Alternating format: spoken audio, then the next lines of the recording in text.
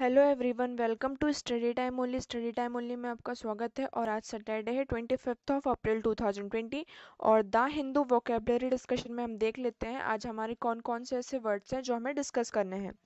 सो यहाँ हमारा पहला वर्ड है क्वैगमायर। क्वैगमायर, इसका मतलब होता है नाजुक हालत। ठीक है, मीनिंग देख लेते हैं इसका। मीनिंग है a difficult a difficult, puzzling or embarrassing situation from which there is no easy escape। मतलब कि ऐसे सिचुएशन आ जाए, एम्बैरेसिंग सिचुएशन या डिफिकल्ट सिचुएशन, जिससे कि निकलने के लिए कोई भी रास्ता ना बचे। सिनोनिम्स क्या हैं इसके? एम्पास, जैम, मायर, पिकल, प्रेडिक्टमेंट। एम्पासेस का मतलब हो जाता है कि हम उस चीज़ से नहीं पास हो पा रहे हैं। और जैम का मतलब होता है पॉजी, मतलब कि ऐसी चीज़ है, ऐसी जगह फंस गए हैं हम कि उस चीज़ से नहीं निकल पा रहे हैं। मायर का मतलब होता है कीचड़। पिकल का मतलब होता है ऐसे सिचुएशन, मतलब किसी डिफ़िकल्ट सिचुएशन में हम फंस गए हों। ठीक है, पिकल का वो वाला पिकल नहीं जो अपन अचार यूज करते हैं खाने के लिए। ये पिकल हम एक नाउन फॉर्म में देख रहे हैं। इसका मतलब हो जाता है कि ऐसी सिचुएशन में हम फंस गए हैं जिससे कि हम उससे बाहर नहीं आ पा रहे हैं। और प्रेडिक्टमेंट का मतलब होता है स्थिति। ठीक है, ऐसी अनप्लीजेंट सिचुएशन आ गई है। एंटोनिम्स क्या है इसके? Advantage, solution, agreement, containment. Advantages मतलब कि किसी अच्छी चीज़ से हमें उसके एडवांटेजेस मिले, सॉल्यूशन निकल आए। अगर हम किसी डिफ़िकल्ट सिचुएशन में फंस गए हैं तो हमें हमारे पास उसका सॉल्यूशन हो। एग्रीमेंट कर दिया जाए या कंटेनमेंट हो। कंटेनमेंट मतलब कि हम किसी भी चीज़ से सेटिस्फाई हों, सेटिस्फैक्शन। यूज़ देख लेते हैं। He is caught in a quagmire of डेप्ट। मतलब कि वह, डेप्ट मतलब होता है उधार। ठीक है, मतलब कि उधार, कर्ज। डेब्ट मतलब होता है कर्ज, मतलब वो कर्ज में एकदम फंस गया था। ठीक है, नेक्स्ट वर्ड की तरफ मूव करते हैं। नेक्स्ट वर्ड है हमारा प्रॉफर। प्रॉफर, इसका मतलब होता है निवेदन करना। मीनिंग देख लेते हैं। To put before another for acceptance और कंसिडरेशन। मतलब कि किसी और के सामने कुछ रखना और उनकी एक्सेप्टेंस का इंतज़ार करना, मतलब कि वो एक्सेप्ट कर ले उस चीज़ को, उन वो कंसिडर कर दें कि हाँ ये चीज़ जो है वो ठीक है। सिनोनिम्स क्या है इसके? Extend, tender, propose, submit. Extend का मतलब हो जाता है कि किसी के सामने कुछ चीज़ रखना, होल्ड आउट करके रखना। ठीक है, और टेंडर का मतलब क्या होता है? टेंडर का मतलब भी यही होता है कि आपने ये टेंडर वर्ड तो बहुत बार सुना होगा कि हम हमारे पास ये टेंडर्स आए हैं, हमारे पास ऐसे प्रपोजल आए हैं कि मतलब हमें ये सारे काम करने हैं। और सबमिट। एंटोनिम्स क्या है इसके? Decline, disallow, disapprove and reject. Decline का मतलब मना करना, कि हमने उस चीज़ को मना कर दिया। अगर हमें किसी ने कुछ ऑफर दिया है तो हमने उस ऑफर को मना कर दिया, हमने डिक्लाइन कर दिया। हमने डिसअप्रूव कर दिया कि हम उस चीज़ से एग्री नहीं है, हमने रिजेक्ट कर दिया। यूज देख लेते हैं। Since I am hungry I am happy to accept your proffer of a meal. मतलब कि मैं हंग्री था इसलिए मैंने तुम्हारा जो खाने का ऑफर था उसको मैंने, उस निवेदन को मैंने स्वीकार कर लिया। तो अभी हमने जो दो वर्ड्स डिस्कस किए हैं तो उनके सेंटेंस आपको मेक करके कमेंट सेक्शन में हमें बताना है। नेक्स्ट वर्ड की तरफ मूव करते हैं। हमारा नेक्स्ट वर्ड है इंसोसिएंट। ये इसका मतलब होता है बेपरवाह। ठीक है, मीनिंग देख लेते हैं। शोइंग और कैजुअल लेक ऑफ कंसर्न, मतलब कि हम किसी भी चीज को लेकर बहुत ज्यादा कंसर्न नहीं है, उसके बारे में बेपरवाह है। सिनोनिम्स क्या है इसके? नॉन नॉन साइलेंट, अनट्रबल्ड और अनवरिड। नॉन साइलेंट का मतलब होता है बेपरवाह, मतलब कि हम एकदम रिलैक्स्ड हैं, किसी चीज को लेकर हमें कोई परवाह नहीं, एकदम फ्री फील कर रहे हैं, काम डाउन है। और अनट्रबल्ड का मतलब कि कोई मुसीबत आ गई हो तो हमें उससे कोई मतलब नहीं है। और अनवरिड मतलब कि हम उदास नहीं हैं किसी चीज को लेकर। एंटोनिम्स देख लेते हैं। Opposite word anxious and concern. Anxious का मतलब हो जाता है कि हम, अगर जस्ट फॉर एग्जांपल हमारे एग्जाम्स आने वाले हैं तो हम एग्जाम्स को लेकर बहुत ही ज़्यादा परेशान हैं, बहुत ही ज़्यादा स्ट्रेस में हैं, एंशियस है। और कंसर्न है, मतलब कि उस चीज़ को लेकर बहुत ही ज़्यादा कंसर्न में है कि अब आगे क्या होगा। यूज देख लेते हैं। His insouciant handling of the oil spill in the Gulf is under the fire of all sides। मतलब कि उसके इस, उसको गल्फ में क्या क्या एक काम था कि जो ऑयल स्पिल हो गया था, मतलब तेल जो था वो गल्फ में पूरी तरह फैल गया था, जिससे कि क्या हुआ, चारों तरफ आग फैल गई थी। ये सब उसके बेपरवाही के कारण हुआ था। नेक्स्ट वर्ड की तरफ मूव करते हैं। हमारा नेक्स्ट वर्ड है वैनक्विश। वैनक्विश इसका मतलब होता है विजय प्राप्त करना। मीनिंग देख लेते हैं। डिफीट, डिफीट थ्रूली मतलब कि किसी को हरा देना। सिनोनिम्स क्या है इसके? Conquer and defeat. कनकर का मतलब होता है कि उस पर हमने विजय प्राप्त कर ली।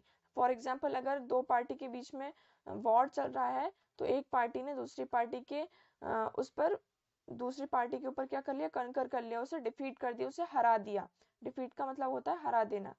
एंटोनिम्स क्या है इसके? सरेंडर। सरेंडर का मतलब होता है आत्मसमर्पण करना, मतलब कि गिव अप कर देना। ठीक है। फॉर जैसे अभी हम देख रहे थे, यहाँ पे दो पार्टी के बीच में वॉर चल रहा था, बट दूसरी पार्टी ने क्या कर दिया, सरेंडर कर दिया, उसने क्या कर दिया, गिव अप कर दिया कि नहीं, अब वो नहीं लड़ सकती। यूज देख लेते हैं। Without additional troops our army will not be able to vanish the enemy force। मतलब कि अगर हमने एडिशनल ट्रूप्स को नहीं बुलाया तो हमारी आर्मी, जो हमारे दुश्मन की फोर्स है, उस पर विजय प्राप्त नहीं कर सकती। नेक्स्ट वर्ड की तरफ मूव करते हैं। हमारा नेक्स्ट वर्ड है एजाइल। एजाइल का मतलब होता है सुस्त। ठीक है, सॉरी, चुस्त। मीनिंग देख लेते हैं। एबल टू मूव क्विकली और इजली, मतलब कि वो पर्सन जो बहुत ही ज्यादा हर काम क्विकली करता हो, बहुत जल्दीबाजी में करता हो और इजली कर लेता हो, उसके लिए कोई भी काम बहुत ज्यादा डिफिकल्ट नहीं होता हो। सिनोनिम्स देख लेते हैं। Acrobatic, dexterous and deft. Acrobatic का मतलब होता है कलाबाजी, मतलब कि वो पर्सन जो किसी भी चीज में बहुत ज्यादा इन्वॉल्व हो और वो बहुत अच्छे से उस काम को कर सकता हो। और डेक्सटेरियस का मतलब होता है निपुण, और डेप्थ का मतलब होता है कि वो पर्सन जो हर काम को क्विकली कर ले। ठीक है, स्किलफुल पर्सन। एंटोनिम्स देख लेते हैं। क्लमसी, स्टिफ, स्लो, डल। क्लमसी का मतलब क्या होता है? क्लमसी का मतलब होता है कि किसी ऐसे सिचुएशन में फंस गए जहाँ पे हमें कुछ काम करने के लिए दिया गया हो, बट हमें वो काम नहीं आता हो करना। ठीक है, तो हम ऐसे सिचुएशन में फंस गए कि हमें वो काम करना नहीं आता है, मतलब अनाड़ी एक तरीके से। अगर इसका मीनिंग देखें तो होता है अनाड़ी। किसी ऑकवर्ड सिचुएशन में हम फंस गए हैं और हमारे पास स्किल नहीं है उस वर्क को कंप्लीट करने के लिए। स्टिफ का मतलब होता है कठोर, मतलब कि वो चीज जो हम इजीली ना कर पाते हों। स्लो मतलब स्लो का मतलब होता है धीरे धीरे, और डल मतलब एकदम चुस्ती से काम करना, क्विकली किसी काम को ना करना, मतलब टालते जाना किसी काम को। यूज देख लेते हैं। At 20 years old he was not as agile as he is now। मतलब कि 20 ईयर की जब एज थी, तो इस टाइम पे वो इतना ज्यादा एजाइल नहीं था, इतना ज्यादा क्विक नहीं था, जो कि अब है। नेक्स्ट वर्ड की तरफ मूव करते हैं। हमारा नेक्स्ट वर्ड है लेकेडेशियल्स। लेकेडेजिकल इसका मतलब होता है भावुक। ठीक है, मीनिंग देख लेते हैं। Lacking enthusiasm and determination, carelessly lazy. मतलब कि कोई भी काम बहुत ही ज्यादा, मतलब किसी भी काम को केयरलेसली करना। सिनोनिम्स देख लेते हैं। Lax, unenthusiastic and lukewarm. Lax का मतलब होता है ढीला, मतलब कि किसी भी काम में ढील दिखाना। और अनएंथुजियास्टिक का मतलब होता है कि तुम एनर्जी आपकी डाउन हो गई है, किसी भी काम को अच्छे से ना करना, मतलब मन लगा के ना करना। और ल्यूक वार्म का मतलब होता है कि शोइंग लिटिल एंथुजियाज्म, मतलब कि किसी भी काम, हमें कोई भी काम दिया गया हो, बट हम उसमें एनर्जेटिक, हम उसमें इंटरेस्ट शो नहीं कर रहे हैं, इसलिए हम उसको बहुत ढीले तरीके से कर रहे हैं। एंटोनिम्स देख लेते हैं। Enthusiastic, excited. फॉर एग्जाम्पल, हमें कोई काम दिया गया हो, तो हम उस काम को बहुत ही अच्छे से कर रहे हो। ठीक है, बहुत एक्साइटेड है उस काम को करने के लिए, उत्साहित है उस काम को करने के लिए। यूज देख लेते हैं। The food was nice enough but the service was rather lackadaisical. मतलब कि फूड तो बहुत अच्छा था, बट जो सर्विस थी वहाँ की, वो बहुत ही ज्यादा केयरलेसली थी, बहुत ज्यादा लेजी थी, मतलब कि उन लोग का काम जो था बहुत ज्यादा ढीला था। नेक्स्ट वर्ड की तरफ मूव करते हैं। हमारा नेक्स्ट वर्ड है रेपेडियस। रेपे रेपे रेपे रेपेर्टो इसका मतलब होता है प्रदर्शनों की सूची। ठीक है, मीनिंग देख लेते हैं। A stock of place, dances और आइटम दैट अ कंपनी और अ परफॉर्मर नोज और इज प्रिपेयर टू परफॉर्म। मतलब कि किसी भी चीज़ की एक लिस्ट बना के रखना कि फॉर एग्जांपल कोई कुछ प्रोग्राम होने वाला है तो उसमें क्या क्या प्रोग्राम्स में क्या क्या चीज़ें ऐड की गई हैं, क्या क्या होने वाला है, कौन कौन से फंक्शन, कौन कौन से प्रोग्राम होंगे, डांस होगा, क्या क्या होगा, तो उन सारी चीज़ों की क्या एक सूची बना ली गई हो। सिनोनिम्स क्या है इसके? कलेक्शन, स्टॉक, रेंज और रेपिडेटरी। कलेक्शन का मतलब क्या हो जाता है कि हम उस सारी चीज़ों का एक कलेक्शन करके रखा है, ठीक है। स्टॉक हो गया, रेंज हो गया और रेपिडेटरी। रेपिडेटरी का मतलब हो जाता है कि सारी चीज़ों की लिस्ट एक तरीके से। एंटोनिम्स क्या है इसके? Decrement and disassembly. डिक्रीमेंट का मतलब होता है कि किसी चीज़ में रिडक्शन करना, ठीक है, किसी चीज़ को घटाना। और डिसअसेंबली का मतलब होता है चीज़ों को इधर उधर कर देना, मतलब चीज़ें असेंबल ना हो। यूज देख लेते हैं। His repertoire indulge a large number of Scottish folk songs, मतलब कि जो उनके यहाँ जो प्रोग्राम होने वाला था तो उस लिस्ट में सबसे ज़्यादा क्या थे? स्कॉटिश के फोक सॉन्ग्स थे। नेक्स्ट वर्ड की तरफ मूव करते हैं। हमारा नेक्स्ट वर्ड है एमिकेबल। एमिकेबल इसका मतलब होता है मैत्रीपूर्ण, मीनिंग मतलब फ्रेंडली। सिनोनिम्स देख लेते हैं। कार्डियल, हार्मोनियस। कार्डियल का मतलब होता है कि किसी के साथ फ्रेंडली बिहेव करना, मतलब कि कार्डियल है, हम उसके साथ फ्रेंडली हैं। और हार्मोनियस का मतलब होता है किसी के साथ अच्छे से सभ्य व्यवहार करना। एंटोनिम्स क्या है इसके? Impolite, uncivil. इम्पोलाइट का मतलब किसी से रूडली बात करना, पोलाइट ना होना उसके सामने। और अनसिविल का मतलब हो जाता है अशिष्ट, मतलब कि उससे अच्छी तरीके से बात ना करना, उससे ऐसे बात करना कि हम उसे जानते ही नहीं हों।